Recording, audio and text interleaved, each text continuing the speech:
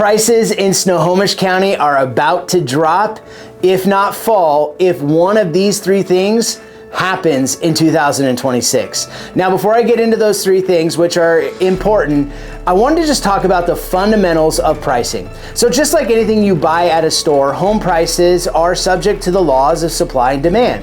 When supply is high and demand is low, prices tend to go down. And the reverse is true as well. Now, in real estate, we've actually seen those two extremes come to pass. The first one you probably remember is in 2008. Where we saw a significant drop in home prices, and that was due to the large number of distressed homes.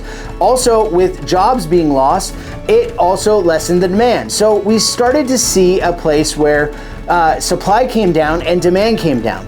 Now, the reverse actually started to happen in 2021. So coming out of the COVID pandemic, we started to see a significant reduction in the number of homes available in the market. But due to the significantly low interest rates, there was a high demand for homes because of affordability. That caused immediate hyperinflation and home prices to skyrocket. Now in 2026, if one of these three things come to pass, we could see prices come down. Now, the first one is like in 2008, not necessarily distressed properties, but if we saw a significant increase in the number of active homes on the market. In Snohomish County, over the last 7 months, we've seen a slight increase of active homes increase over the number of solds. And an active home, what I mean by that is it's a home that is right now for sale and does not have a contract to purchase. And so when you start to see significant numbers of those come on the marketplace, it really does put a pressure on pricing because the demand might not meet that increase of active supply.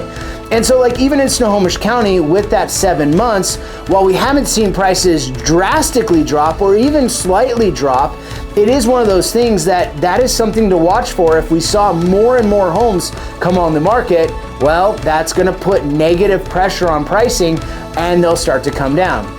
Now, the second one is very similar in the sense of to what happened in 2008, but that is a weaker economic forecast or condition. And what do I mean by that? If we start seeing massive job losses, or in some cases where we start to see complete sectors close up, or even a recession. Now, I put an asterisk by recessions because even in some of the recessions we've seen, home prices have actually increased in recessions.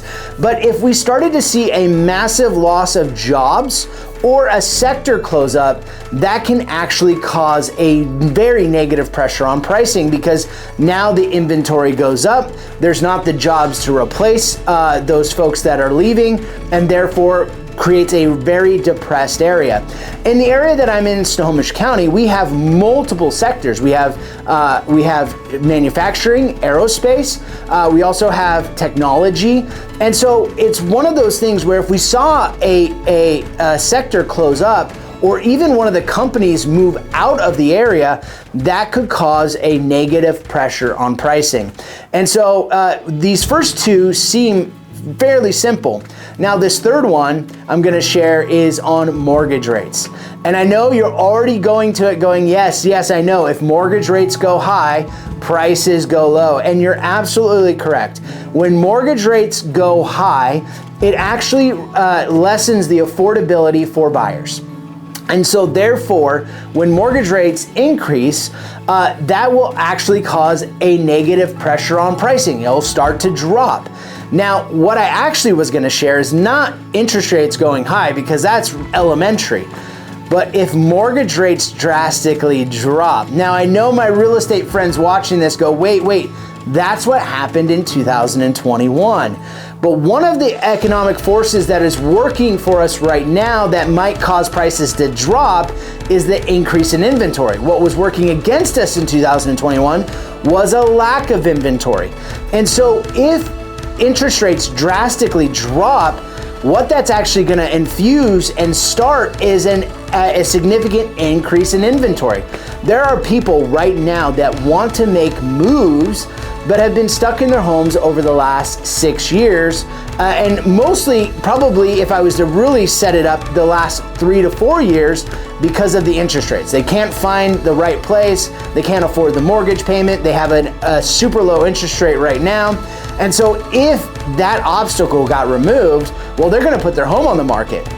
And with new homes on the market, it will also dumb out the demand, and so therefore will probably be in more of a dropping market than an accelerated one.